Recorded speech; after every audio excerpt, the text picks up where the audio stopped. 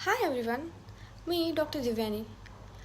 Title बघून तुम्हाला कळालंच असेल की आज मी कुठल्या विषयावर बोलणार आहे. आणि अजून एक गोष्ट ती म्हणजे मला काही गोष्टी तुमच्याशी क्लिअर करायच्या आहेत की कुठली साध्वी आहे ना कुठली ज्ञानी आहे. मी एक साधी आणि सामान्य व्यक्ती आहे. माझ्या आयुष्यात मला जे काही अनुभव आले किंवा ज्या गोष्टी मला जाणवल्या त्याच गोष्टी मी आज तुमच्याशी मनापासून इथे शेअर करणार आहे. मी जे काही तुम्हाला या व्हिडिओमध्ये सांगणार आहे ते माझं ज्ञान दाखवण्यासाठी तर अजिबातच नाही किंवा कोणावर प्रभाव टाकण्यासाठी, कोणाला इम्प्रेस करण्यासाठी, माझी इमेज छान बनवण्यासाठी अजिबात नाही. कदाचित तुमच्या मनात जे काही चाललं आहे त्या भावनांना शब्द मिळतील, हाच या व्हिडिओचा उद्देश आहे. So let's start the video.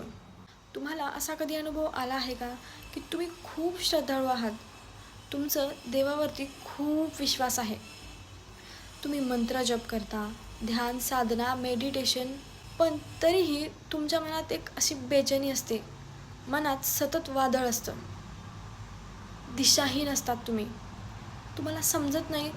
तुम्ही सतत प्रश्न विचारता स्वतःला की मी एवढा माझा देवावरती विश्वास आहे, मग माझ्यासोबत असं का घडतं.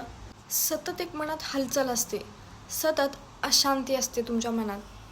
तुम्हाला समजत नाही एवढं ध्यान साधना करूनही माझ्या आयुष्यात हे वादळ कसं काय, माझं मन अशांत का राहतं. तुम्ही हा कधी विचार केला आहे का की शिव तर शांतीचे प्रतीक आहेत, मग माझ्या आयुष्यामध्ये एवढं तुफान का, माझ्या मनात एवढी अशांती का आहे. मी भक्ती करते, मग मला शांती तर भेटलीच पाहिजे, मी त्याच्या विरुद्ध अजून का अनस्टेबल होत आहे. कदाचित तुम्हाला हा प्रश्नही पडेल की माझ्या भक्तीत काहीतरी कमतरता असेल बहुतेक, है ना. का हा एखाद्या गहन रहस्याचा संकेत आहे.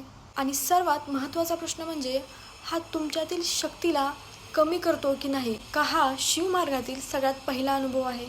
आजच्या शिववाणीमध्ये मी या रहस्याचा उलगडा करणार आहे. ही कुठली कथा नाही आहे किंवा हा कुठलाही उपदेश अजिबात नाही आहे. हा एक आरसा आहे ज्यात प्रत्येक शिवभक्त स्वतःला पाहणार आहे. हा व्हिडिओ तुम्ही शेवटपर्यंत बघा, कदाचित तुमच्या ऊर्जेला अखेरीस तीच दिशा मिळणार जी तुमच्या जीवनाचा प्रवास बदलून टाकेल. जे खऱ्या अर्थाने शिवमार्गावर असतात ते सुरुवातीला नेहमी अशांत असतात. अजून एकदा ऐका, सुरुवातीला अशांत राहतात. हा कुठलाही विरोधाभास अजिबात नाही आहे, हे शिवाचे नियम आहेत. कारण शिव शांतता देत नाही तर ते सत्य देतात, आणि सत्य कधीच कोणालाही सुरुवातीला शांत करत नाही, ते आधी तुम्हाला जागरूक करतं. सत्यम शिवम सुंदरम याचाच अर्थ महादेवांना फक्त सत्यच आवडतं, सत्य आणि प्रामाणिक. त्यामुळे लोकांचे बनावटी आणि खोटे मुखवटे महादेव सत्याच्या रूपात बाहेर आणतात. आणि ते आपल्याला लगेच पचत नाहीत, कारण आपल्या लोकांवरती खूप विश्वास असतो, आंधळा विश्वास. आणि जेव्हा महादेव ते आपल्या समोर आणतात तेव्हा आपल्या मनात अशांती चालू होते, बेचैनी होते, आपल्याला त्रास व्हायला लागतो. म्हणूनच तुमचं मन अशांत राहतं. मग तुम्ही देवाला म्हणता, अरे देवा, मी तर तुझी एवढी भक्ती केली, तुझ्यावर एवढा विश्वास ठेवला, ध्यान साधना केली, मेडिटेशन केलं, तुझी मनापासून भक्ती केली, मग माझ्यासोबत असं का झालं.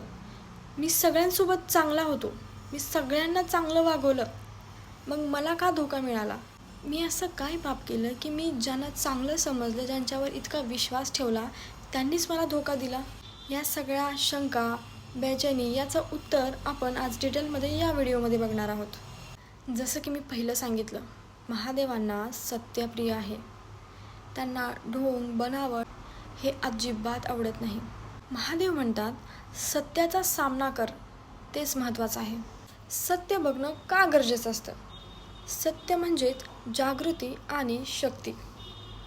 जे खोटं तुम्हाला फसवतं, जी बनावट तुम्हाला गोंधळात टाकते, ते शिवभक्तांजवळ कधीच राहत नाही.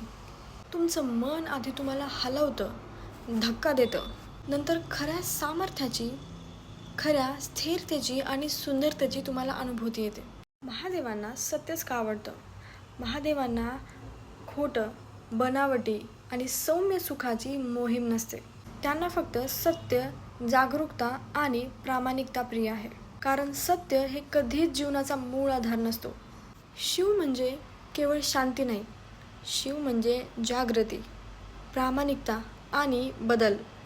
जे लोक जागृत आहेत, खरे आहेत आणि प्रामाणिकही आहेत, तेच लोक शिवाचे खरे रूप अनुभवतात. सुंदरम म्हणजे सत्य आणि शिवाची अनुभूती खूप सुंदर आहे, पण ती सुरुवातीला सोप्या आनंदाची अजिबात नसते. ती तुमचं मन हलवते आणि उलथापालथ करते. म्हणजेच महादेवांना सत्यच आवडतं आणि सगळ्यात आधी ते आपल्या भक्तांच्या आयुष्यात सगळे सत्य उघड करतात. आणि ऑब्व्हियस आहे की सत्य हे पचण्यासारखं नसतंच. हे सत्य कधीच सौम्य आणि आरामदायी नसतं. तुमच्या मनाला हलवतं, खूप अशांत करतं, खूप डिस्टर्बही करतं. शिव कोणतेही सीमित देव नाही आहेत. शिव ही एक चेतना आहे. ही एक अशी चेतना आहे जी सृष्टीपूर्वीही होती आणि सृष्टीनंतरही सर्व व्यापलेली आहे. शिव स्थिर आहेत आणि ही स्थिरता एवढी जिवंत आहे की संपूर्ण ब्रह्मांड त्यात नृत्य करतं. शिवाचं प्रतीक आहे तांडव. आणि तांडव म्हणजे विनाश नाही. तांडव म्हणजे आतमध्ये दडलेलं आवरण बाहेर फुटून येणं आणि तेव्हाच खरा शिवभक्त होतो. जागरणाचे काही टप्पे आहेत, ते आपण नेक्स्ट व्हिडिओमध्ये डिटेलमध्ये पाहणार आहोत.